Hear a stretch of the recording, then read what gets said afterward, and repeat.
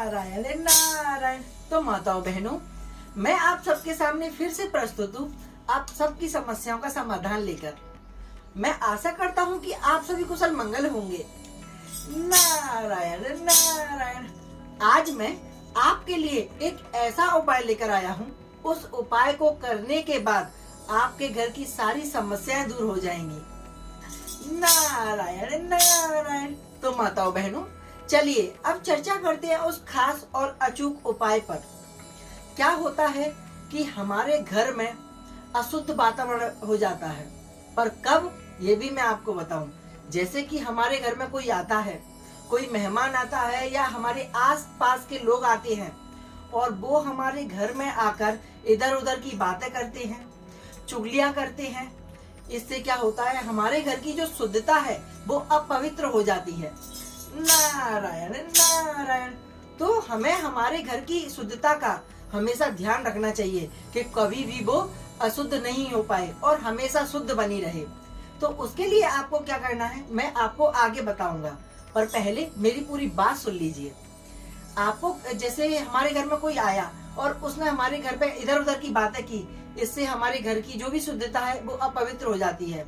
इससे क्या होता है कि वो हमारे घर में जितनी भी नकारात्मक ऊर्जा है उसका हमारे जीवन पे बड़ा ही बुरा प्रभाव पड़ता है।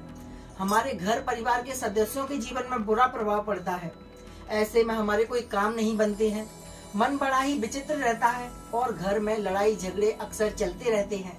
नारायण नारायण। अब हमारे घर में कोई आता है तो उसका हमें पता नहीं है कि उसका ऑरा कैसा है, उसकी वाइब्रेशन कैसी है। ऐसे में वो बाहर से आया और हमारे घर में अंदर आकर उसने इधर उधर की बातें की। ऐसा करने से हमारे घर की जितनी भी शुद्धता है वो अपवित्र हो जाती है और हमारे घर में नकारात्मक ऊर्जा चारों तरफ घूमने लगती है। नारायण नारायण। तो हमें इस नकारात्मक ऊर्जा से बचने के लिए क्या करना है कि हमें शाम के समय रोज एक कपूर लेना है, उस कपूर की टिकिया को जलाना है और अपने पूरे घर में घुमाना है। याद रहे, उस कपूर की जो सुगंध है वो हमारे पूरे घर में महकनी चाहिए। नारायण नारायण। माताओं बहनों, ऐसा करने से क्या होगा कि हमारे घर में जो भी नकारात्मक ऊर्जा इधर उधर घूम रही है वो सभी समाप्त हो जाएगी। हमारे घर की शुद्धता बनी रहेगी। हमारे घर में जितनी भी अपवित्रता है वो सभी शुद्ध हो जाएगी और घर परिवार के लोगों पे जो भी संकट है वो भी दूर हो जाएंगे। उनका मन भी प्रसन्न रहेगा, बिगड़े हुए काम बनेंगे और ऐसा करने से हमारे घर में खुशियां आएंगी, सबका मन बड़ा प्रसन्न रहेगा। तो माताओं बहनों, कैसा लगा मेरे द्वारा बताया गया हुआ ये उपाय? मैं आशा करता हूँ कि जो भी उपाय मैंने आपको बताया है वो आपके लिए अवश्य लाभकारी सिद्ध होगा। बस आप इस उपाय को एक बार आजमा कर देखिए। नारायण नारायण। आप चाहते हो कि मैं ऐसे ही उपाय और महत्वपूर्ण जानकारी आपके लिए लेकर आता रहूं, तो उसके लिए हमारे चैनल से बस जुड़े रहिए। हमारे चैनल को सब्सक्राइब कीजिए, हमारी इस वीडियो को लाइक कीजिए, शेयर कीजिए और कमेंट कीजिए।